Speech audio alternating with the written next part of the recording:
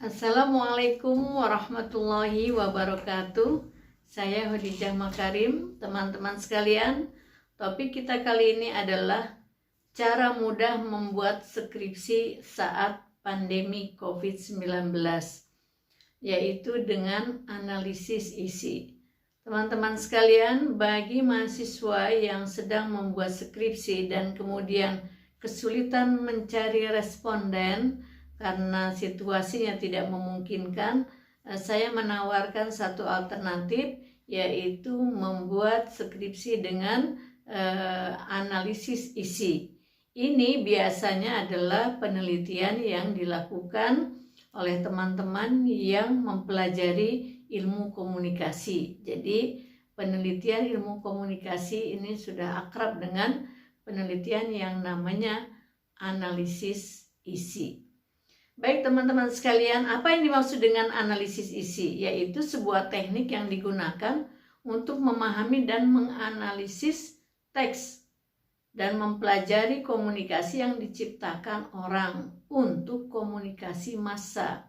Jadi, dalam analisis isi ini kita tidak mempelajari bentuk-bentuk komunikasinya, tetapi komunikasi yang diciptakan oleh orangnya, orang yang melakukan suatu karya, ciptaannya seperti apa. Nah, ciptaan itu, hasil karyanya itulah yang kita teliti. Jadi ini adalah penelitian komunikasi. Biasanya selain orang-orang komunikasi, bisa juga orang-orang atau teman-teman yang belajar di publisistik, kemudian psikologi sosial, sosiologi, dan ilmu politik. Nah, ilmu politik banyak sekali yang menggunakan penelitian analisis isi. Baik teman-teman sekalian, pendekatan yang digunakan di dalam analisis isi bisa dua, bisa pendekatan kuantitatif, bisa pendekatan kualitatif. Jadi jangan khawatir bagi teman-teman yang mempelajari sesuatu disiplin ilmu yang kaitannya sangat akrab dengan angka-angka, misalnya dengan hal-hal yang kuantitatif, itu tetap bisa menggunakan analisis isi. Teman-teman yang belajar di program studi pertanian misalnya, kan ada brosur-brosur penyuluhan pertanian yang bisa kita pelajari dan dijadikan penelitian analisis isi. Dan masih banyak lagi contoh-contoh lain yang kita tetap bisa menggunakan pendekatan kuantitatif. Lalu yang teman-teman senang menggunakan pendekatan kualitatif, itu juga bisa menggunakan analisis isi. Jadi yang berminat untuk meneliti dengan pendekatan kuantitatif bisa dengan analisis isi. Yang berminat dengan pendekatan kualitatif juga bisa dengan analisis isi. Nah, analisis isi ini adalah sebuah metode penelitian ya, jadi metode penelitian. Lalu bagaimana caranya? Teknik pengumpulan datanya menggunakan apa misalnya? Macam-macam bisa observasi, bisa wawancara, bisa dengan studi dokumentasi. Silahkan pilih yang sesuai dengan minat teman-teman. Jadi kalau misalnya saya mau pakainya metode observasi dan wawancara, boleh. Saya maunya wawancara dan metode dokumentasi, ya boleh. Atau saya mau ambilnya cuma metode dokumentasi saja, ya silahkan. Yang penting masalah penelitiannya bisa terjawab, tujuan penelitian tercapai dengan metode yang dipilih. Boleh tiga-tiganya, observasi, wawancara, dan dokumentasi. Boleh dua atau boleh hanya satu ya. Mungkin kalau satu bukan observasi ya, kalau cuma observasi mungkin kurang kuat. Jadi kalau kamu pilih yang observasi, ditambahlah dengan wawancara atau dokumentasi. Tapi kalau wawancara saja bisa, atau dokumentasi saja bisa ya.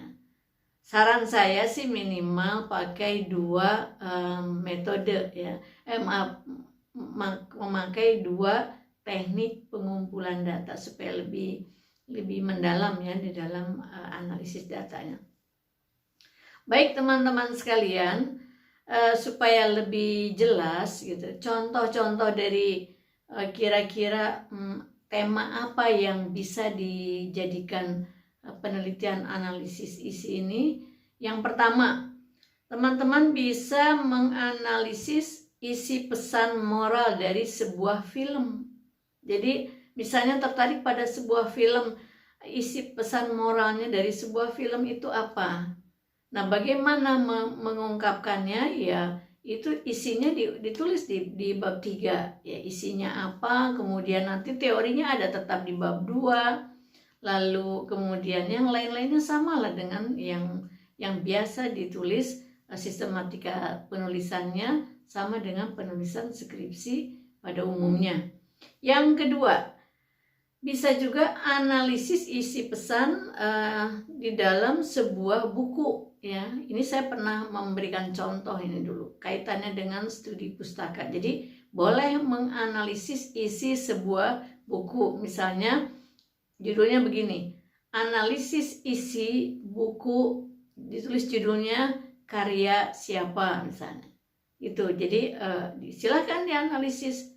Tapi pastilah bukunya sudah kamu pilih yang sesuai dengan program studimu misalnya gitu ya. Jangan asal tertarik saja. Jadi tetap kontennya harus sesuai dengan program studi yang teman-teman tekuni selama ini. Jangan melenceng ke yang lain. Kemudian yang ketiga, sekarang kan banyak video-video pembelajaran, video-video penyuluhan, video penerangan dan sebagainya. Nah, bisa itu dianalisis. Nah, judulnya misalnya analisis video tentang apa? Analisis video tentang penerangan COVID-19 misalnya. Analisis video tentang, kalau pembelajaran misalnya, analisis video pembelajaran tentang apa gitu. Berapa video yang dianalisis? Ya, jangan satu, biasanya mungkin minimal 3 gitu ya, yang serumpun. Silahkan pilih video yang seperti apa, tentu ada kriteria yang sudah ditentukan oleh teman-teman dan disetujui oleh pembimbing dan memenuhi syarat untuk sebuah penelitian analisis isi. Yang keempat, surat kabar. Nah, kalau sekarang surat kabarnya kan sudah banyak yang online. Nah, pilihlah surat kabar online apa yang dianalisis, lalu tentukan periodenya. Periode analisis misalnya tanggal berapa sampai tanggal berapa, misalnya 1 bulan penuh kah atau cukup 10 hari atau berapa hari, itu ada nanti di pembatasan di bab 3-nya harus dijelaskan. Jadi surat kabar apa, kemudian berapa lama yang dipelajari dari surat kabar itu, kemudian tentang apa, jelaskan di bab 3. Jadi bisa itu. Ya, jadi yang kelima. Yang kelima ini mungkin sangat jarang yang dilakukan oleh teman-teman, mungkin dianggap aneh. Tapi ini adalah satu analisis isi yang bisa diteliti, apalagi seperti sekarang sedang pandemi COVID-19. Kan banyak spanduk-spanduk penyuluhan tentang bagaimana kita untuk menjaga diri, melindungi diri agar kita tidak terkena virus ya, COVID-19 ini. Nah, itu ada di spanduk. Jadi yang kelima ini saya mau kasih contoh analisis isi pesan spanduk. Nah, tentang apa? Terserah. Jadi kalau tadi contoh yang pertama tentang penyuluhan bagaimana kita melindungi diri dari virus corona ini misalnya. Jadi bagaimana caranya, berapa spanduk yang dipelajari ya. Yang kedua nih ya, misalnya analisis isi spanduk tentang tertib lalu lintas ya. Jadi ini bisa dijadikan skripsi. Jadi sebetulnya banyak cara untuk meringankan teman-teman sekalian untuk segera menyelesaikan skripsi sebagai tugas akhir. Tidak usah mengeluh bahwa dengan adanya pandemi COVID-19 itu sebagai sesuatu penderitaan bagi teman-teman, sesuatu hambatan. berpikirlah kreatif. Jadi kalau baca di kolom komen itu kan pengantarnya itu kebanyakan teman-teman didahului dengan, ini gimana ya Bu, dengan kondisi pandemi COVID-19 saya sulit melakukan penelitian karena ini. Nah, ya jangan yang sulit, cari yang memungkinkan kita tetap melaksanakan tugas akhir, tetap melaksanakan skripsi, selesai sesuai dengan target yang ditentukan oleh teman-teman. Kalau makin mundur lagi kan biayanya tambah lagi bayar SPP, tambah lagi bayar kosan, tambah lagi biaya hidup, dan lain-lain, makin membengkak, tambah lagi. Cobalah berkreasi dan sedikit meningkatkan daya juang, dan janganlah berpikir bahwa adanya pandemi COVID-19 adalah suatu hambatan bagi kita untuk maju ya. Jadi kita harus tetap maju, hanya mungkin nanti kita lihat metodenya apa, caranya seperti apa gitu. Jadi majunya itu dengan kreativitas yang tinggi, tetap kita maju gitu.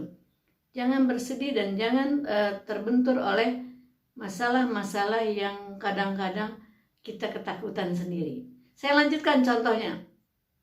Sekarang saya ambil contoh aja ya, misalnya analisis isi pesan spanduk tertib lalu lintas, ini banyak sekali. Nah, nanti dibatasi, kamu bisa meneliti misalnya 5-10 spanduk. Minimal 5 lah, jangan kurang dari 5. Nah, lalu dibatasi di daerah mana yang diteliti misalnya. Ya, jadi misalnya kamu ambil contoh gini, analisis isi pesan spanduk tertib lalu lintas Satlantas Polres apa gitu. Ya, wilayahnya apa. Jadi jangan ngacak-ngacak gitu. Nah, kamu telitilah itu sambil jalan-jalan, berhenti. Ketika ada spanduk kamu berhenti, foto, kemudian pelajari. Lalu misalnya kamu ambil katakanlah 5 misalnya ya, ambil yang minimal nih 5 nih. Cara menyelesaikan masalah yang analisisnya adalah begini. Lihat satu spanduk, lalu isi pesannya apa, ditulis, kemudian makna pesannya apa. Spanduk yang pertama, dan di mana itu tempatnya. Yang kedua, spanduk yang kedua, isi pesannya apa, maknanya apa, di mana itu letak spanduknya.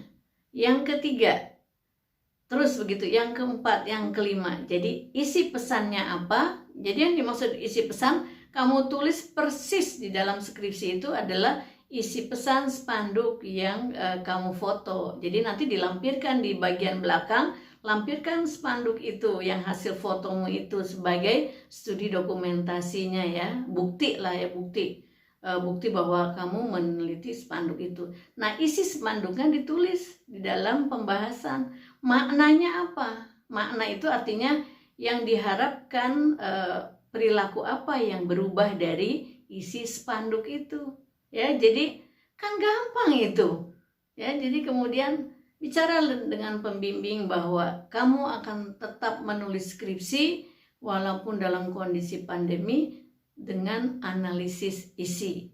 Gak usah cari responden yang katakanlah misalnya kalau yang di pendidikan kan anak-anaknya lagi libur, siswanya lagi libur. Jadi gimana Bu? Gak jadi dong penelitiannya. Jangan seperti itu ya. Jadi balikan aja dengan, atau banting setir lah istilah gampangnya. Cari metode-metode lain, berkreasi, berpikir kreatif, banyak cara untuk tetap menyelesaikan studi tepat pada waktunya. Baik teman-teman, saya ulangi, kamu bisa menganalisis isi pesan moral dari film, dari video, dari buku, dari surat kabar, dan dari spanduk-spanduk penyuluhan yang tersebar banyak sekali di sekitar kita. Demikian, mudah-mudahan bermanfaat. Sekali lagi, maju terus meskipun kita dalam kondisi situasi pandemi COVID-19. Insya Allah kamu sukses, dan jangan lupa dukung terus channel ini dengan subscribe, like, dan komen. Share juga kepada teman-teman lain yang membutuhkan informasi ini. Mohon maaf. Assalamualaikum warahmatullahi wabarakatuh.